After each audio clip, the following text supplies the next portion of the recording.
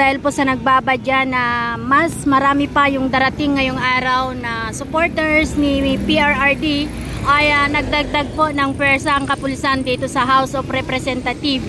So ito po, so isang truck na, kararating lamang po itong truck ng pulis na ito. Ayan, 2 truck yung dumating ngayon. Nasa mismong harap po tayo ng House of Representatives South Gate. BBM Vloggers dito na tinanong kung bumaliktad na, ang sagot, huwag maingay.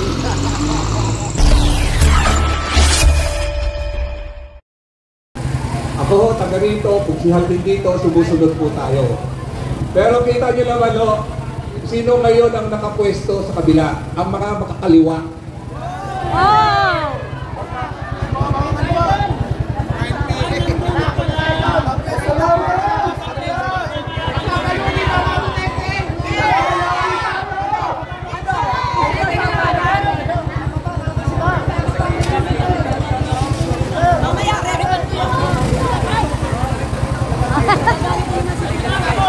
Mahiblad ka rin, JM. Hello. At bilang taga rito, masunurin nyo tayo, di ba? Tayo mga taga rito, gusto natin maging mapayapa.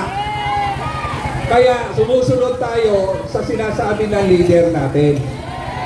Pero nakakalungkot, yung hindi taga rito, ayun umuupo pa. Sabi ng mga kapulisan sa akin, bawal daw. At noon pa man din, pinagbawalan na. Ang salitang bawal pala ay may exemption. Pero hindi tayo gagaya sa kanila. Yes! Sila ba? Yung biktima na sinasabi nilang biktima sila ng war on drugs. Walang nanay, walang tatay, walang membro ng pamilya kung ang kanyang anak ay biktima ng droga. At yung anak niya dahil biktima at lulong na sa droga na nagnanakaw na. May ginawa. Ay, kasi kayo pumunta din sa kapila. Oh, nandun yung mga dapat ibabaw nyo. Kaya sinasabi ko sa inyo, pagkakamitin na. Alam nyo ngayon, ang nanay gustong pagtakpan ang kanyang kakulangan. Dito, ang ngayon, ang sinisisi nila, ang war on drugs. Pero, noong panahon na ang anak nila ay lulon sa droga, pwede naman ilapit sa barangay. Dahil ang barangay ay merong Barangay Drug Rehabilitation Program.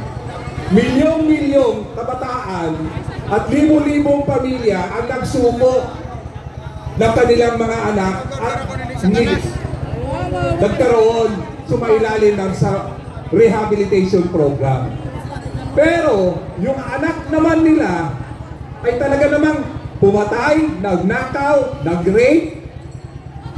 Ngayon, sumasabi nila na biktima ang anak nila ng war on drug. Ang hirap po sa sitwasyon ngayon kung sino ang nagpapatupad ng batas. Honest to goodness na nagpapatupad ng batas, siya ang sinisingil.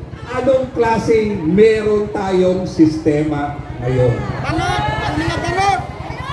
Sa ating kapulisan na nandito, boss, Colonel, pare kami sumusunod, bawal doon.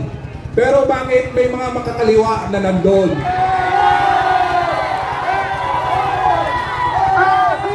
Dahil kami, Quezon City, sumusunod.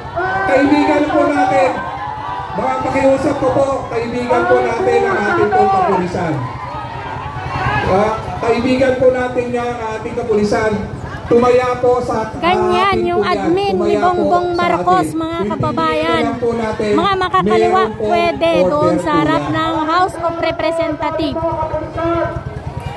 Kaibigan po natin, ulitin ko po, kapartner po namin yan. Pro Duterte, bawal. Yung sistema ay kanang katahimikan ngayon sa lugar natin, hindi rin natin makakamtan yan. Kaya pakiusap ko po sa inyo. Oh. Pakiusap ko po sa inyo, ulitin ko ho. Oh, tayo ho ay nandito para suportahan si Tatay Digong. Wala tayong usapin sa politika, yung usapin sa politika pagdating na ng kampanyahan yan. Tayo, taga Quezon City, nakinabang tayo kay Tatay Digong. Obligasyon natin, kung sino ang nagmahal sa atin, mamahalin din natin. At wala tayong iwanan sa taong nagbigay ng pagmamahal sa lungsod Quezon.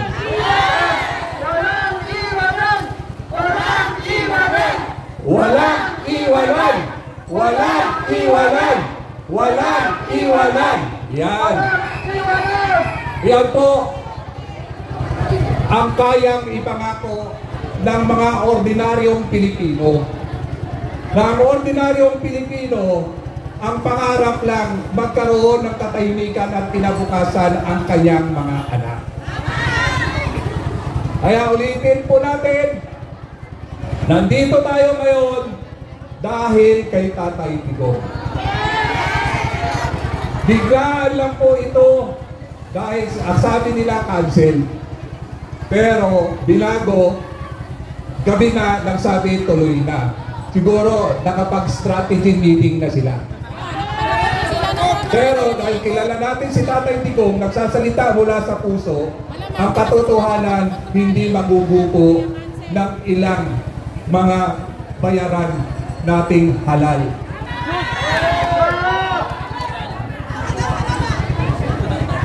Nakakalungkot dahil ang taong inaasahan nating maglingkod ay tinalikuran ang kanilang sinumpaang tutulong. Kaya sana po mamulat na tayo sa mga nakikita natin ngayon. At uulitin ko, sa ating konstitusyon, mas makapangyarihan ang taong bayan. Sana huwag nating pababayaan ang Tatay Digong natin.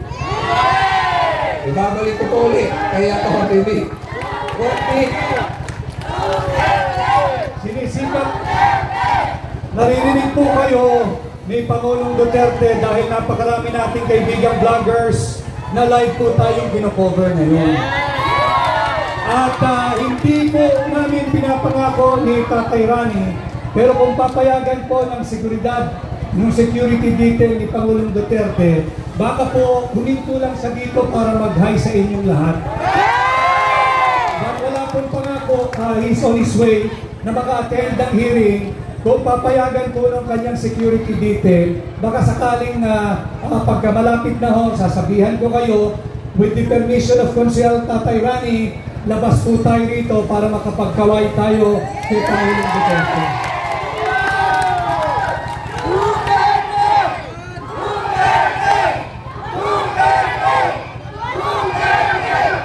Wow! God protect Tatay Digong! BP Inday Sara ka Eric, Dr. Badoy, NSMNI, Save Philippines.